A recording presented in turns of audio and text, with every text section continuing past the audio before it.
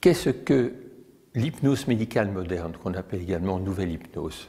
Il y a un siècle ou 2 siècles, l'hypnose était une pratique assez courante dans certaines cultures, mais très directive. C'est-à-dire qu'on empêchait les gens, il y avait le gourou, le sorcier, qui donnait des ordres aux patients.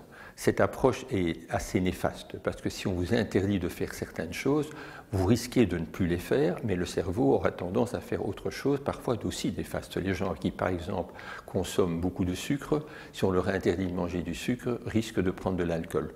Les gens, par exemple, qui fument beaucoup, si on leur interdit de fumer, pourraient prendre d'autres habitudes, comme par exemple manger du chocolat.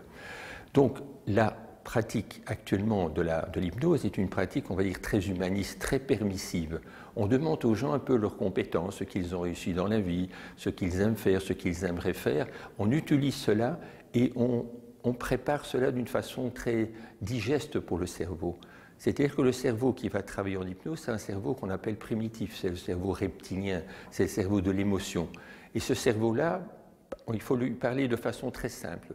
Très simple, mais avec les outils que les personnes apportent, et ces outils, on les détecte dans un entretien, évidemment, avant toute séance d'hypnose.